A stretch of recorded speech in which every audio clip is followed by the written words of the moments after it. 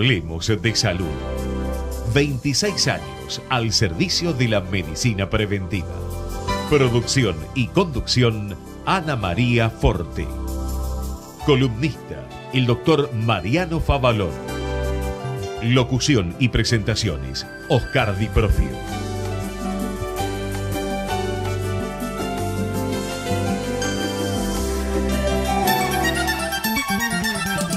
La fuerza del campo está en el trabajo de su gente y la fuerza del trabajador está en la UATRE, Unión Argentina de Trabajadores Rurales y Estibadores.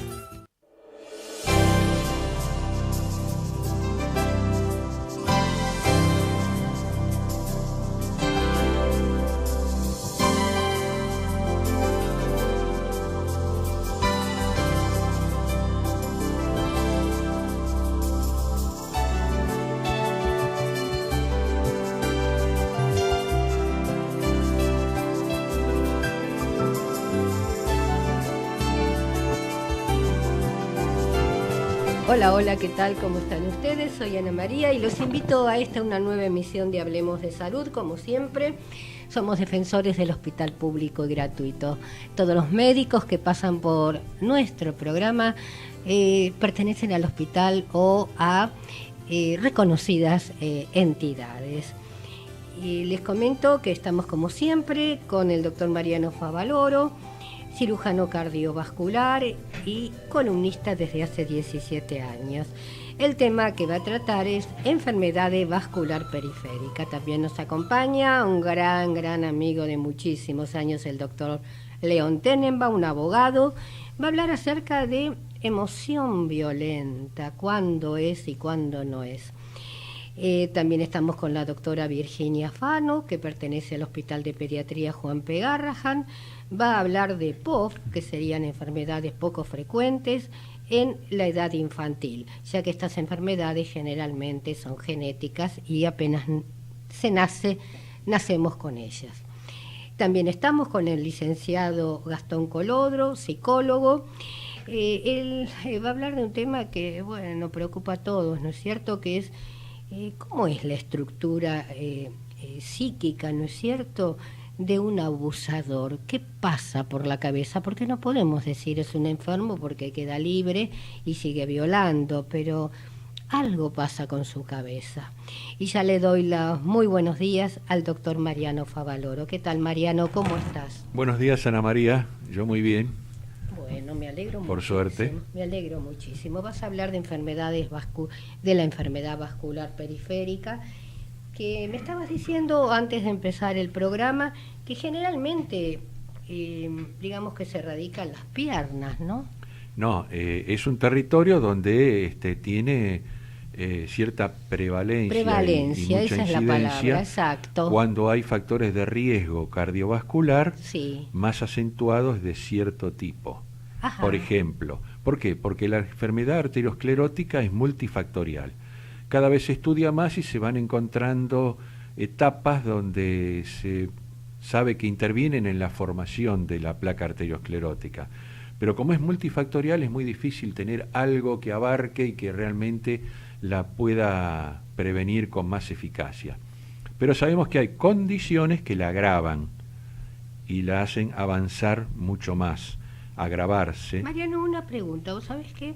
Yo tengo una persona conocida, la cual, no podés dar un diagnóstico sin conocer la persona, pero de pronto tenemos la confianza como para que me digas, Ana María, no puedo.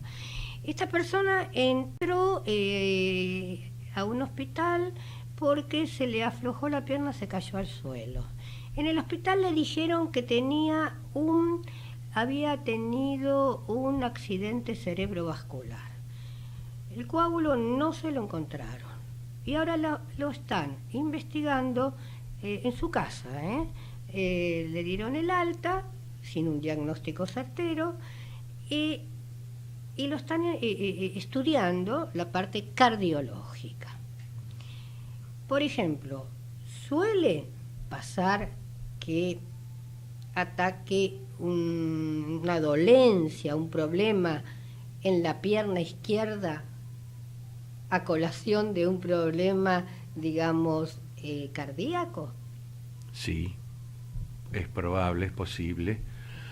A ver, nos apartamos del tema del Perdón, Mariano del tema de hoy, Favaloro, y si querés te explico siempre esto. hacemos algo así. Entonces, hacemos un paréntesis en el tema y Exacto. te explico este caso. Por favor. Este caso podría casi encasillarse en lo que sería un TIA. ¿Qué es un TIA? Un ataque transitorio, un ataque isquémico transitorio que tomó un territorio. Y es un coagulito que pasa, tapa un pequeño vaso de muy poco calibre, pero que tiene gran repercusión porque es una obstrucción aguda, es una embolia así aguda. Hay manifestaciones así motrices, motoras, puede haber también sensitivas. Y en las primeras horas, ese coágulo puede ser que se lise. La sangre tiene mecanismos para licuar los coágulos, mecanismos propios. Entonces desaparece el coágulo y puede haber lo que se llama la restitutio ad integrum, queda sin ninguna secuela. Pero a mí se me quedó la pierna paralizada y ahora la muevo lo más bien como si no hubiera tenido nada. Es así, tuvo suerte. Entonces, ¿qué pasa? Están estudiando a ver si encuentran algún foco embolígeno. El foco embolígeno más habitual es el corazón. ¿Y por qué? Porque ahora hay toda una corriente en la cardiología para estudiar a los adultos, porque se ha demostrado que ahora hay que hacer una holter de ritmo, que lo tienen se implanta un aparatito, implanta un aparatito y está entre una semana, un mes, a 6 meses. A los 6 meses se le acaba la batería y el aparato, si lo querés, lo explantás. Entonces eso por telemetría te dice lo que pasó en esos 6 meses, y ahí se descubre que un paciente que fue reiteradamente a la consulta y se le hicieron holter de 24 horas. No, de 24 horas le pidieron. Está bien, ahora hay otro nuevo, por eso yo avancé otro paso más en la tecnología, porque ahora también hay aparatitos que te lo implantan sin catéteres, y el aparatito detecta y graba los episodios de arritmia que son auriculares en general. Que sería lo ideal, ¿no es cierto, Mariano? Sí, lo que pasa es que un aparatito caro y que a los 6 meses no sirve más. Y queda ahí. Ahora se está reviendo. Hubo una gran entusiasmo al principio, pero ahora como tiene 2 o 3 años y el aparatito sale caro y no sirve más y no tiene ninguna forma de rescatarse ni nada, entonces lo están reviendo. La cuestión es que si en esa grabación de 6 meses se vio que muchos pacientes hacían episodios aislados de fibrilación auricular, y si el paciente no está con algún medicamento antiplaquetario para evitar la trombosis intravascular, no que esté anticoagulado, por lo menos, y cuando uno tiene evidencia ahora de que nunca apareció ningún holter en ese paciente, pero que aparece en este estudio de 6 meses de duración, dicen, bueno, este paciente tiene episodio de fibrilación auricular, hay que hacer la prevención, le estudiamos la arritmia que tiene, puede haber tenido taquicardia ventricular también, etcétera, etcétera, y bueno, y ahí hacemos la prevención. Vos dijiste, el diagnóstico y la prevención. ¿Cómo se llama lo que le sucedió? Un TIA. TIA, Transient Ischemic. ¿TIA? Sí, T y latina A. Perfecto. Viene del inglés. Transient Ischemic Attack. Quiere decir que es un ataque intrascendente, digamos, para que traducido más o menos. Claro. Yo lo único que te pido es disculpa y te retoma el tema. Retoma el tema. Bueno, bien. Entonces los factores de riesgo, como estábamos mencionando, son fundamentales, que son lo que sabemos que podemos hacer por ahora lo más efectivo para evitar la progresión de la enfermedad arteriosclerótica. Entonces, y de esos factores de riesgo, lo que viene muy bien especialmente a destacar en esta charla sería la hipertensión arterial, la diabetes y la obesidad. Esos 3 factores, y la dislipemia, esos 3 factores, ¿qué pasa? Lo que hacen es que progrese mucho más rápido, y me faltaba el más importante, que se toma como causa directa, que es el tabaquismo. El tabaquismo tiene un efecto directo, no sabemos por qué, sobre todo sobre la pared del vaso y la pared externa. Altera lo que llaman los vasa vasorum, que nutren la arteria de afuera para adentro, ¿no es cierto? Que es los 2/3 de todas las paredes arteriales se nutren de afuera para adentro.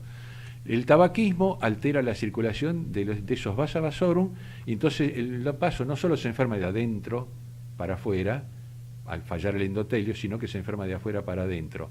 Eso ya está bien estudiado y está bien relacionado con el tabaquismo. Entonces, ¿qué pasa? Tienen enfermedad, sobre todo, con gran prevalencia e incidencia en los miembros inferiores. ¿Y cómo se da cuenta el paciente? Y en general viene de hace 2 siglos lo que se llamaba el síndrome de Lerich, un cirujano francés que catalogó y tipificó estos pacientes, que son los que caminan 100 metros, se paran a ver vidrieras, que es el otro sinónimo, el mirador de vidriera. Entonces para ver vidriera porque tiene tapadas las arterias, entonces de los miembros inferiores. No se nota a simple vista. Sí, a simple vista se nota que el paciente tiene frialdad de los pies, tiene mala circulación, tiene el pie bastante blanquito, toda la piel, nunca se le pone rojo, nunca se le calienta bien, ni siquiera en verano muchas veces. Pero ¿y la movilidad de sus dedos cómo es? Es buena hasta que progresa la isquemia. Va progresando paulatinamente, pero empieza a no poder caminar, o no caminar 500 metros, no los puede caminar directo. ¿Cuál es sin la solución? Parar. La solución es estudiarlo. Cuando llegamos a eso ya es un poquito tarde, porque ya tenemos una enfermedad muy avanzada, porque para que llegue a eso es porque tiene obstrucción de los troncos arteriales, sobre todo de la rodilla para abajo. De ahí la medicina preventiva, ¿no es cierto? Exactamente, y el tratamiento ahí es más difícil. Hoy día se benefician un poco con la angioplastia de la rodilla para abajo, donde la cirugía ya no tiene más lugar porque es muy deleteria más que beneficiosa. Bien. Ese sería el resumen. Mariano, esto da para más y vamos a seguirlo tocando en un próximo programa, porque estuviste tocando 2 temas juntos, gracias a la pregunta que yo te hice y vos gentilmente la contestaste. Bien, vamos a hacer un pequeño paréntesis y luego continuamos. ¿Cómo no? Señor empresario o profesional de la salud, la difusión de su producto o servicio a través de nuestro programa es el medio más eficaz para acceder al público. Comuníquese con el Departamento de Publicidad 154-989-0420. Cuidémonos de la gripe.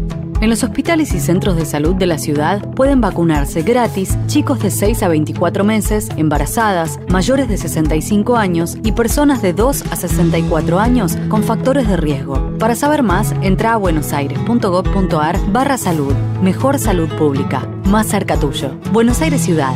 Vamos, Buenos Aires.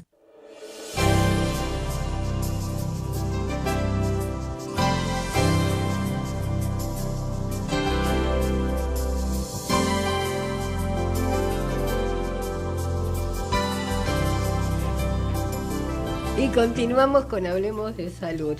Y ya estamos con un gran amigo, el doctor León Tenenbaum, que va a hablar un tema que preocupa a todos y qué mejor él para explicarlo, ¿no es cierto?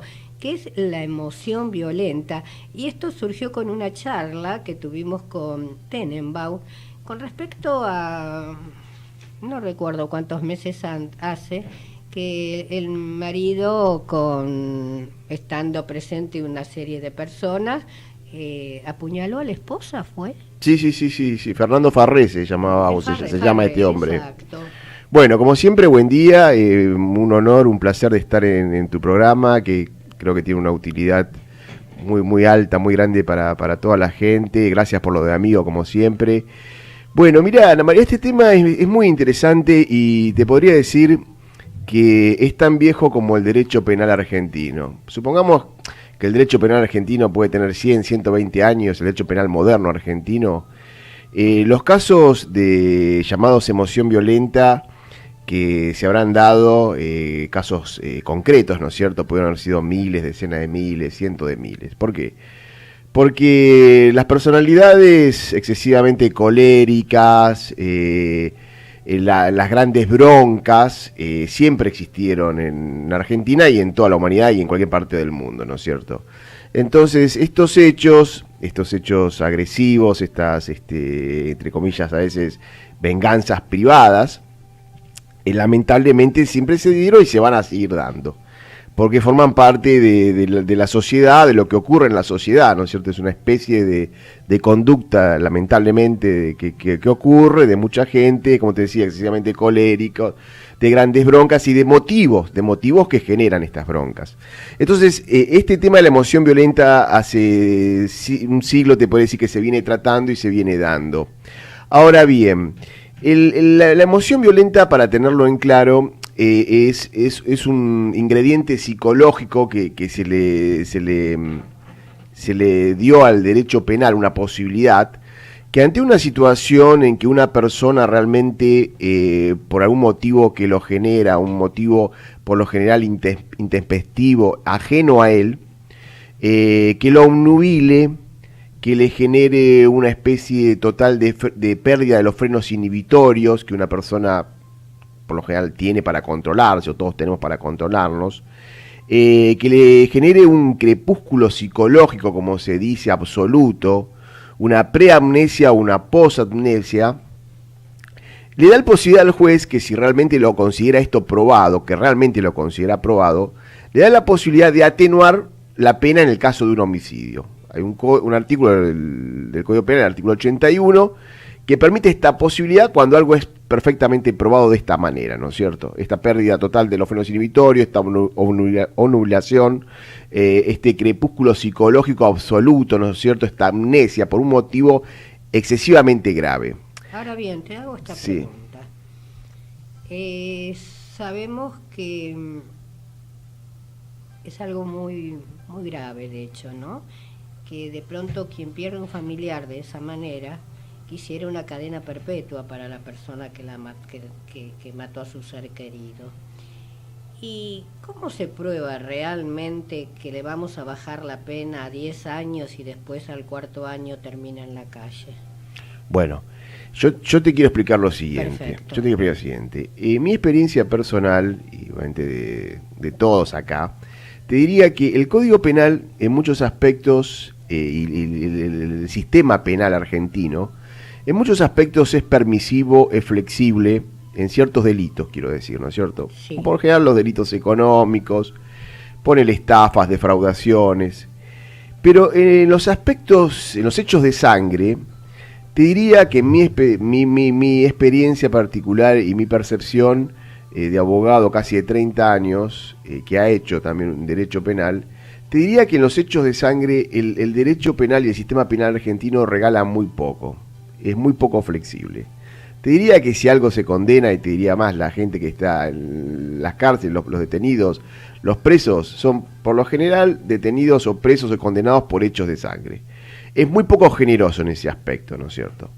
Entonces, para que un juez realmente decida atenuar una pena por un hecho considerado de emoción violenta, tiene que estar extremadamente probado psicológicamente, ¿no es cierto?, esto por los peritos que actúen en la causa, ya sea peritos designados por el juez, peritos designados por la querella, o peritos designados por el fiscal, en fin. Pero tiene que haber un dictamen muy complejo y muy bien fundado al respecto. Pero te agrego algo más. Estos hechos de emoción violenta tienen que ver mucho lo que son las circunstancias.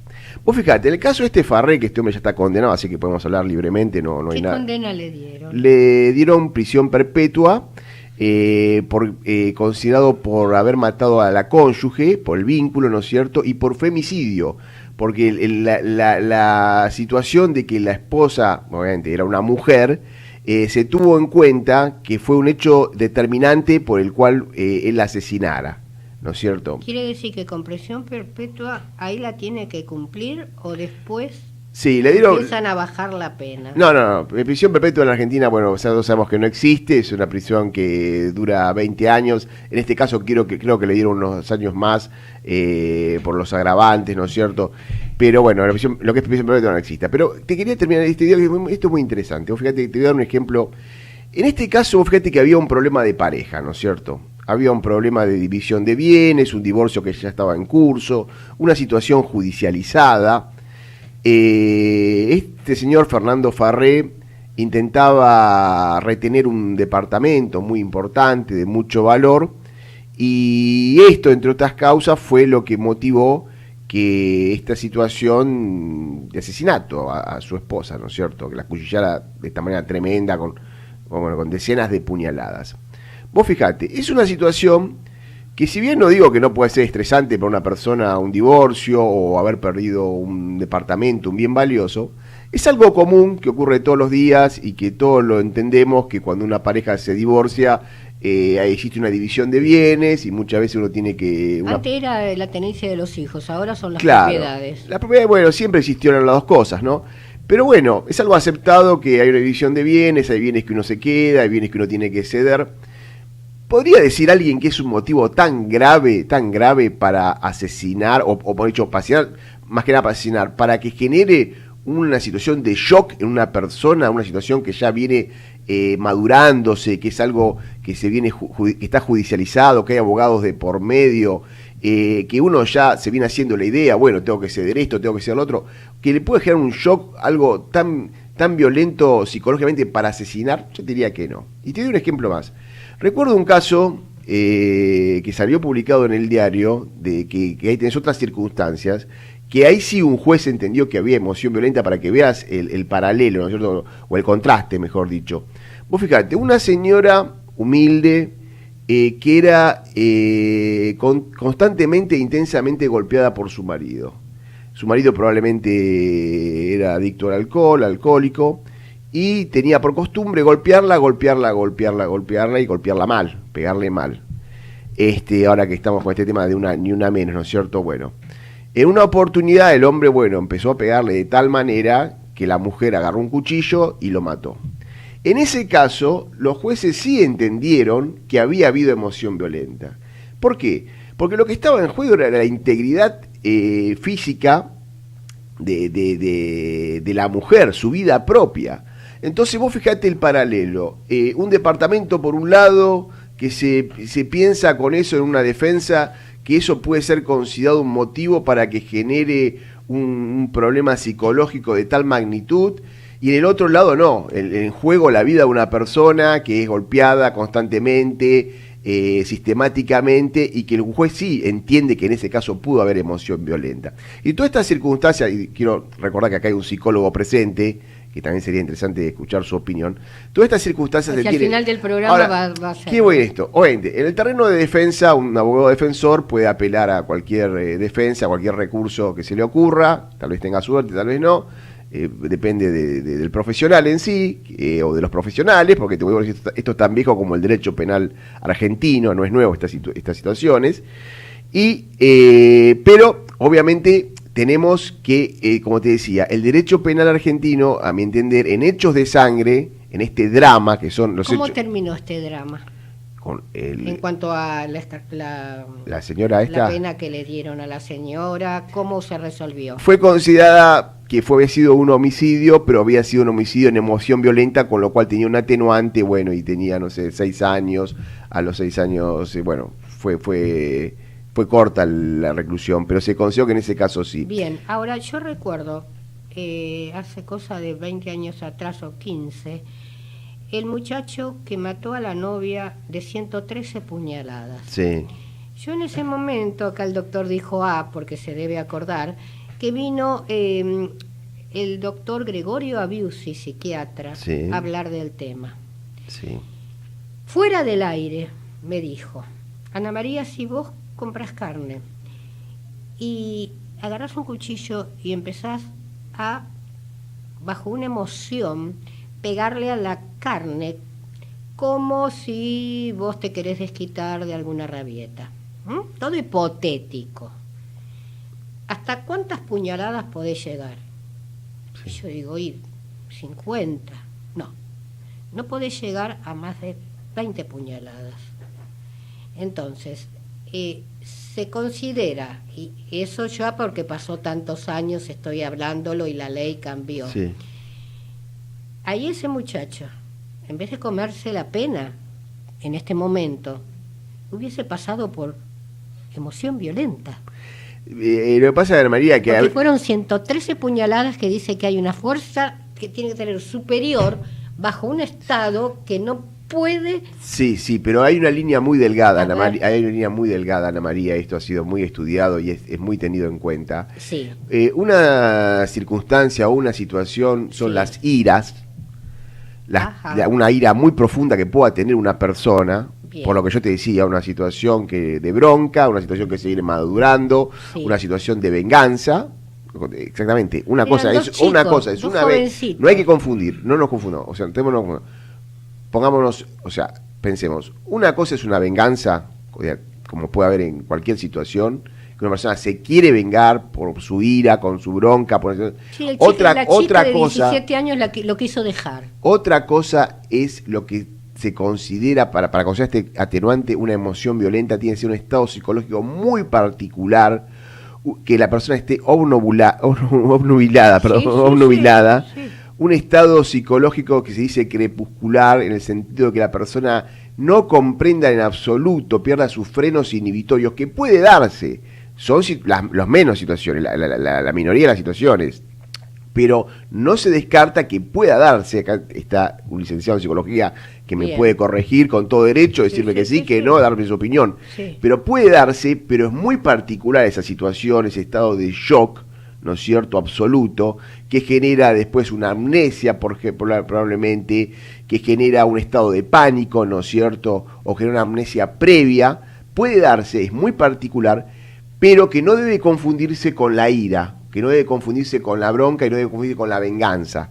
Son otras situaciones. Por eso es muy importante lo que motiva esa ira, o lo que motiva el hecho que motiva esa obnubilación, ¿no es cierto? Ahora, por ejemplo, ahora desapareció una que ya la encontraron, creo que en el Tigre, una mujer que había abandonado al esposo o ya estaban separados y no encuentran al bebé. Que están por encontrarlo, seguramente los arrojó a los dos en el mismo lugar. Yo, madre de esa muchacha que tiraron al río porque no quería estar más con el esposo, y a mí me falta mi nieto, ¿tá? Hablo en forma personal. ¿Qué hago? La sensación es de ahorcarlo, pegarle, matarlo, ¿tá? Aunque uno no sea un asesino, te despierta el instinto, porque hay que ponerse en la piel de esa madre y de ese padre que sufrió la pérdida de la hija y del bebé. Sí. ¿Puede tener un familiar de ellos considerado bajo una forma como emoción violenta? No. Ahí en ese caso no corre. No, porque sería claramente una venganza, Ana María. Perfecto. La emoción violenta es instantánea. Perfecto. Es algo que se da en el momento. En el momento. Correcto. Si Correcto. pasó un día, 2 días, 3 días y yo vuelvo y le digo, vos mataste a mi nieto y quemaste mi casa y yo vengo con una ametralladora, con un revólver. No, yo ya estoy pensando y yo ya lo maduré y ya lo estuve procesando. Perfecto. La emoción violenta tiene que ser algo instantáneo, en ese momento, un estado de obnubilación de la persona, que se pierdan los frenos inhibitorios, una especie de pérdida de toda conciencia. Perfecto. Que vuelvo a repetir, acá hay un psicólogo que me puede Que lo decir va a si eso explicar, puede darse o no. exactamente. Sí. Bien, Ver. bien. ¿Qué tenemos para agregar con respecto al tema? Lo que quiero agregarte, Ana María, que el derecho penal, los hechos de sangre son un drama. Cualquiera que haya vivido de cerca o haya tenido lamentablemente este drama, como es un hecho violento en su cuerpo o de un familiar con resultado muerte, sabe precisamente que es un drama. Todos los que participan ahí viven un drama. Y lo que te quiero decir que en una comunidad jurídica organizada no se aceptan o no se deberían aceptar las venganzas particulares. Y te quiero decir por último, para terminar durante el tema, yo obviamente soy abogado, pero no puedo hablar como una víctima. La víctima tiene sus sentimientos, sus emociones y tiene derecho a descargarse y decir lo que quiera, ¿no es cierto? Por eso es una víctima. Entonces cuando uno escucha a una víctima tiene que estar consciente que está escuchando a una víctima y no está escuchando ni a un juez, ni a un abogado, ni a un tercero. Y la víctima sufre, por supuesto. Quiero aclararte eso. Como siempre, un placer No, escucharte y cómo aclarás todos los temas, León. Vamos a hacer un pequeño paréntesis y luego continuamos. Gracias. No, Vamos la radio, somos tu voz. Vamos con Eco, siempre la verdad y la mejor información. ¡Ay, pero qué tarde! ¿Qué se me hizo? Me tengo que apurar porque si no, no llego.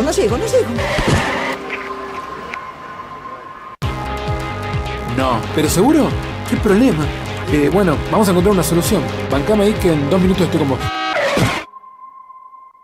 Bueno, vos ahora te tenés que ir. Sí, pero yo quiero hablar de esto ahora. Cuando llegue a casa te llamo. 3 de cada 10 muertos en el tránsito son peatones. Cruzá siempre por la senda peatonal o esquina, respetando los semáforos. Allí, todos los vehículos deben darte prioridad. Luchemos por la vida. Descarga gratis de tu celular la aplicación Ecomedios. Podés escucharnos en vivo, informarte con las últimas noticias y entrevistas en audio y video. Búscala y bajate la aplicación Ecomedios. Podés vernos en vivo en ecohd.com.ar. Conectate con nosotros. Línea directa 4-325-1220. Si usted tiene alguna inquietud sobre su salud o la de su familia, Hablemos de Salud les responde vía mail. Tomen nota, hablemosdesalud@hotmail.com o a través de nuestra página www.hablemosdesalud.com.ar. En los comedores escolares, el trabajo en equipo de todos los días hace que los chicos reciban los alimentos que necesitan. Para conocer más, ingresa en gba.gov.ar/comedores. Buenos Aires, provincia. Entre todos, podemos más. Aviso realizado con fondos de Lotería de la provincia. La fuerza del campo está en el trabajo de su gente y la fuerza del trabajador está en la UATRE, Unión Argentina de Trabajadores Rurales y Estibadores.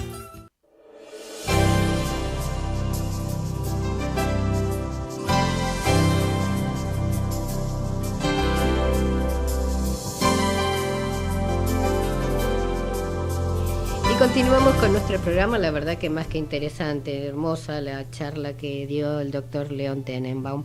Y ya estamos con la doctora Virginia Fano. Ella es jefa del servicio del área de crecimiento y desarrollo. Bueno, va a hablar acerca de enfermedades esqueléticas, enfermedades, digamos, que atacan los huesos, poco frecuentes, gracias a Dios. Muy buenos días, Fano, ¿cómo estás? Hola, ¿cómo estás? Muchas gracias, como siempre, por ayudarnos a acercarnos a las familias, ¿no? Los niños que tienen enfermedades poco frecuentes tienen una transición, una trayectoria que es compleja, eso ustedes lo han repasado varias veces en el programa. Es decir, la familia sabe que algo no está funcionando bien con su niño, pero no llegan a un diagnóstico y bueno, entonces la idea nuestra de la difusión es decirle a las familias que se acerquen al pediatra, que hablen con los médicos de cabecera, tratando de buscar la solución acompañados por el médico cercano al domicilio. Y en ese sentido, en el Hospital Garrahan tenemos un centro de referencia. El hospital en realidad es un centro de referencia de todas las enfermedades poco frecuentes. Cualquiera de los servicios del hospital es especializado en niños con patologías raras.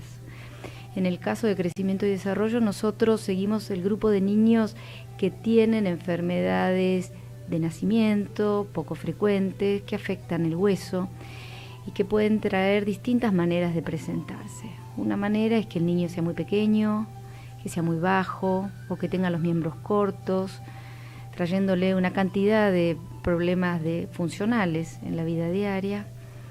Y en ese grupo tenemos una población muy grande de seguimiento, los niños que tienen acondroplasia, son niños que tienen escolaridad normal, vida normal, se casan, vienen con sus hijos, pero que necesitan en edades tempranas una cantidad de cuidados. Por ejemplo, Fano... Básicamente el 10% de los niños pueden tener alguna complicación neurológica. Y entonces es importante que cuando nace un niño con acondroplasia y el médico pediatra, el genetista han hecho el diagnóstico, tengan a mano una guía de seguimiento. El Hospital Garrahan tiene guías de práctica y una de ellas es la guía de atención pediátrica para niños con acondroplasia, con lo cual si nace un niño en Jujuy, si nace un niño en Córdoba, si nace un niño en Ushuaia, de hecho tengo amigos en Ushuaia, niños que están siendo atendidos allí, el pediatra puede... ¿Son más propensos a las fracturas o no? No, la acondroplasia tiene huesos bien fuertes. Ajá. Y juegan al fútbol y hacen gimnasia. Los niños que tienen fracturas son otras enfermedades como la osteogénesis imperfecta, llamada popularmente enfermedad de los huesos de cristal, y estos niños no solo tienen baja estatura, sino que tienen a distintos momentos de la vida la posibilidad de hacer fracturas. Los niños con osteogénesis imperfecta nacen muchas veces con fracturas o se expresan cuando empiezan a caminar. Y bueno, es muy variable. Hay niños con poquitas fracturas, hay niños que tienen más de 100 fracturas, y también para ellos hemos elaborado una guía de práctica. Es decir, que para estas dos condiciones que son infrecuentes, tanto los pediatras de cualquier lugar del país pueden consultar estas guías de práctica que están libres en la web del hospital y donde dicen, bueno, cómo se hace el seguimiento, cuáles son los cuidados que tienen que tener en la escuela, cuáles son los cuidados del kinesiólogo, el traumatólogo. Así que eso es importante transmitir hoy, es que primero fortalecimiento de la relación de la familia con su médico del barrio, de cabecera, que los conoce, y con él junto ir recorriendo un camino, de ir acercándose a las especialidades, al material académico que puede ayudar a las familias y por supuesto consultar al especialista. Fano, ¿esto se da en la niñez o puede, digamos, tener los síntomas de grande? En el caso específico de la osteogénesis imperfecta, sí, hay familias en donde hacemos el diagnóstico desde el niño hacia atrás. Es decir, viene la mamá preocupada porque el niño se fracturó 5 veces y nosotros consultamos si, por ejemplo, alguno de los padres o tiene sordera o tiene alteración dentaria o tiene una osteoporosis temprana, es decir, una señora de 20 años que tiene osteoporosis muy severa. Entonces vamos hacia atrás y encontramos las causas genéticas de esta condición, ¿sí? Es habitual que hagamos esos diagnósticos retrospectivos. Por ejemplo, puede ocurrir una mamá que tiene 40 años y está usando audífonos porque tiene hipoacusia severa y nunca nadie le preguntó cómo están sus huesos y ella dice, bueno, la verdad que sí, un poco me duelen, y entonces hacemos una densitometría y tiene una densitometría muy baja y tienen esta condición genética con una disminución de la masa ósea que caracteriza a esta enfermedad, ¿no? La osteogénesis imperfecta. Bueno, yo te cuento que quizá nada tenga que ver, yo traigo los ejemplos que me rodean. Hay una persona que es de una, digamos, talla baja, sin ir al enanismo, ¿no es cierto?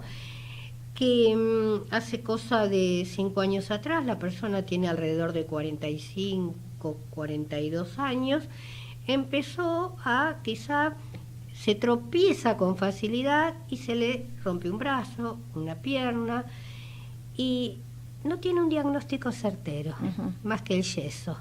Entonces, por eso te estoy prestando atención. En la Argentina hay lugares de excelencia en el seguimiento de adultos, sí, con osteoporosis y causas de fragilidad ósea, como el Centro de Metabólicos del Hospital de Clínicas, con el cual muchas veces transferimos nuestros pacientes pediátricos. Ustedes saben que el Garrahan es un hospital pediátrico y a la edad de entre alrededor de los 16 años le tenemos que decir que se pasen al hospital del adulto y muchas veces es difícil, pero en el caso específico de los trastornos metabólicos óseos, el Hospital de Clínicas tiene un muy buen centro y en general es un ambiente académico y hemos establecido un nexo que algunos pacientes podemos derivar.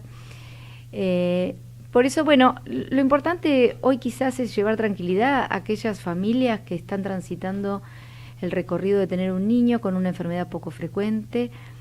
Lo que quiero decirles es que en la Argentina existe un desarrollo profesional, pediátrico y de adultos que permite acompañar a las familias, y a veces no tenemos las soluciones, no tenemos los fármacos que curen, pero sí tenemos una cantidad de medidas para mejorar la calidad de vida, la funcionalidad, y acompañar al niño en su tránsito normal. El chico tiene que ir a la escuela, tiene que ir a los cumpleaños, tiene que ir a la pijamada, tiene que hacer las cosas normales. Normal.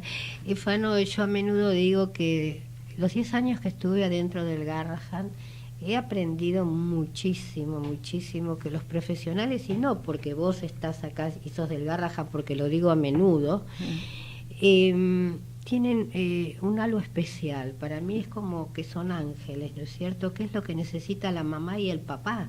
Ser escuchados y ser bien atendidos. Y ante cualquier duda que la mamá o el papá o quien tenga al chiquito a su cargo, se dirija al Hospital Garrahan. También está el Gutiérrez, por supuesto, Casacuna, pero yo creo que si bien enfermedades poco frecuentes está siendo más publicitada, ¿no? Es como que no hay una preparación para los profesionales, dejemos de lado los hospitales que acabo de nombrar, para detectarlo, y quizá la mamá y el papá pasa años y llega a la adolescencia con el chico torpe que se cae, con etcétera, y se ha perdido un tiempo hermoso. Yo quizás retomo lo que decís, y hay que, por supuesto, apoyo a los hospitales pediátricos de la capital, y muchos en la provincia, en las provincias y en el país son de un nivel académico y humano muy grande, pero algo que quiero reforzar a las familias. ¿Cuál es el médico que la familia necesita? Es aquel médico que escucha.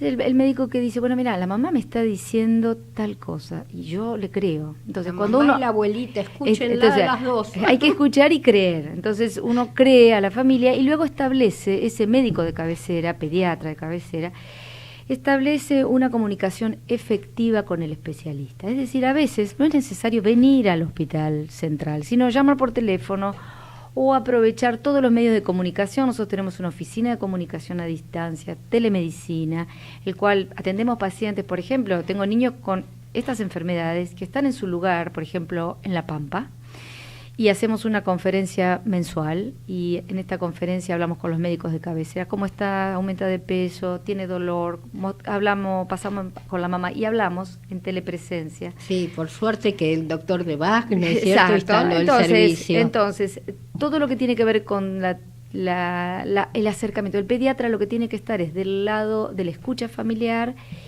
y con una comunicación efectiva con el especialista. Totalmente, mira, no tenemos más tiempo, pero yo quedé más que satisfecha porque fue muy didáctico, muy clarito lo que acabas de decir. Muchas gracias, Ana María, como siempre, y defendamos el hospital público. El hospital público, o sea, soy una defensora acérrima del hospital público, y todos los programas lo digo, por favor, los médicos, capacítense, tendría que haber centros de capacitación, porque la medicina no es que hay más enfermos, sino que ahora salen a la luz, ¿no es cierto? Y que escuchen al paciente, porque generalmente las obras sociales, prepagas, le dan 7 minutos para atender un paciente. El médico tiene que correr a su consultorio o a otras clínicas. Entonces, realmente lo que está pasando es una falta de comunicación entre el paciente y la familia. Gracias. No, gracias a vos. Vamos a hacer ese pequeño corte tan pedido. El objetivo de Hablemos de Salud es brindarles a través de una calificada información los conocimientos necesarios para la prevención de enfermedades mediante la promoción de la salud. Cuidémonos de la gripe.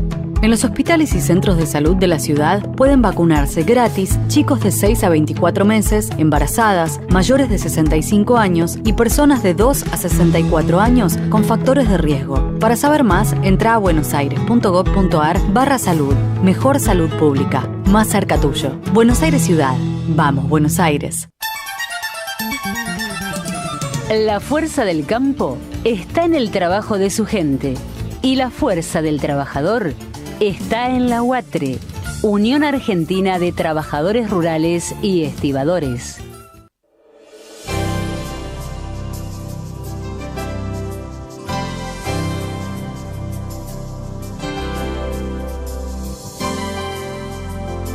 Y continuamos con Hablemos de Salud. La charla de la doctora, o sea, cómo de pronto algo complejo, una buena oradora lo convierte en simple y didáctico, ¿no? Que nos puede llegar a todo el mundo. E insisto, ¿no es cierto? Si son atendidos así a la ligera, depende de nosotros el modificar la conducta del médico, porque nosotros, pacientes, no tenemos la culpa de que tenga que correr de un lado para el otro. Ya estamos con alguien que, bueno, muy especial, que yo quiero muchísimo, Gastón Colodro, psicólogo. Gastón, aprovechando la charla, ¿no es cierto?, que tuvimos con León Tenenbaum, ¿cuál es la estructura psíquica de un asesino? Bueno, antes que nada, buenos días a todos, un placer como siempre estar acá. Gracias. Bueno, la verdad que nos quedamos bastante enganchados con el tema del doctor. Y sí, hay situaciones, hay cuestiones que responden a una estructura psíquica, como en el caso del doctor mencionaba a este señor Farré, que bueno, ha tenido este desenlace poco afortunado con la esposa. Y pensamos un poco también a qué estructura psíquica respondería este tipo de acto, que si bien se ve como una cuestión premeditada, porque un poco interiorizándonos en el tema, vimos que la esposa lo denunciaba y él la amenazaba y demás. Él en un momento, hay una frase muy interesante que dice él, que dice del departamento, que dice: de acá me sacan o me sacan muerto, dice él, o te sacan muerta vos o me sacan muerto, algo así, como que ya lo venía pensando. Entonces podemos pensar que esto responde a cierta estructura. También hay alguien que en su psiquismo viene estructurado de una forma sádica, puede ser en este caso. Hay un alto nivel de sadismo acá y de psicopatía, ¿sí? Por el hecho de que este señor viene como anunciando situaciones y hechos violentos. Y también la psicopatía, ¿por qué? Porque es una persona que, si bien luego de la condena y de que sucede todo este hecho aberrante, lo hablábamos fuera del aire con el doctor y todo, que decíamos que esta persona era convincente en su discurso, como que era una especie de conferencista, decíamos con el doctor, y esto responde a una estructura realmente psicopática también. Entonces, a nivel psicoanalítico o psiquiátrico, por así decirlo, se lo pueden, digamos, la idea del psicoanálisis nunca es encasillar a un sujeto, pero hay patologías que por ahí en estos momentos aparecen, que son sujetos que tienen síntomas o mecanismos de varias patologías, que tanto neuróticas como psicóticas. Entonces, tranquilamente esta persona puede tener una estructura que responda tanto a la psicopatía, como al sadismo, como a la perversión, ¿sí? Por eso esto lo lleva, pero es algo que es parte de su estructura de personalidad y que en algún momento desemboca en este tipo de situaciones, ¿sí? No obstante, la emoción violenta es otro tipo, como mencionaba el doctor, es otro tipo de acontecimiento donde el sujeto tiene otro tipo tiene una humillación de la conciencia, evidentemente. Claro, vos dijiste algo que a menudo a mí me parece muy importante, ¿no es cierto?, que lo pienso. La gente que resulta convincente, por ejemplo Hitler. Claro. Hitler estaba muy convincente, y después personajes de la historia también, sí, que no vamos a seguir enumerando, sí, pero creo que algo parecido pasaba en uno de los países centroamericanos, donde el presidente hablaba con el pajarito, sí, entonces podés hablarle a un grupo de personas, sí, que de pronto no tienen una instrucción, claro, pero le estaba fallando a él el pajarito, ¿no? En el sentido de que claro, no tiene embargo, gollete. Podía traer masas con para sus traer discursos un sector de las masas y subestimándolos. Sí. Entonces pienso que este tipo también pensó, porque no le puedo decir este hombre, Farré, pensó que quizá con la plata podía comprar jueces, comprar abogados, comprar a todo el mundo, matar a la mujer y quedarse tranquilo. Un psicópata. Sí, totalmente. Bien. El otro tema convocante que también preocupa bastante, ¿qué pasa en la mente, ¿no?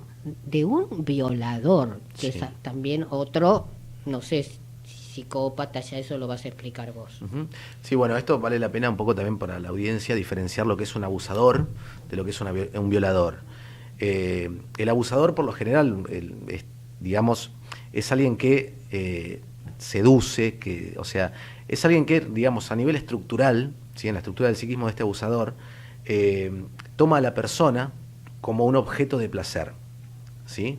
O sea, se satisface tomando a la persona como un objeto. Entonces, bueno, está el abusador, lamentablemente hay abusadores de niños, de gente indefensa. Y que ocurre algunas veces en el seno familiar. Sí, exactamente, y por lo general es una persona que, yo me acordaba mucho de que también, bueno, esta persona es un violador, pero hay Esagen, creo que era el nombre, el apellido, de un abusador de la provincia de Córdoba que fue muy conocido, que ha llegado a cometer como 59 violaciones más o menos, las que se sabían, y la familia decía, obviamente, que esta persona no podía ser porque era un padre ejemplar, todo el mundo lo adoraba y sin embargo él después fue un confeso, el violador de todas esas personas. Entonces también, pero vale la pena diferenciar el abusador porque es alguien que, digamos, utiliza a la persona como un objeto de placer.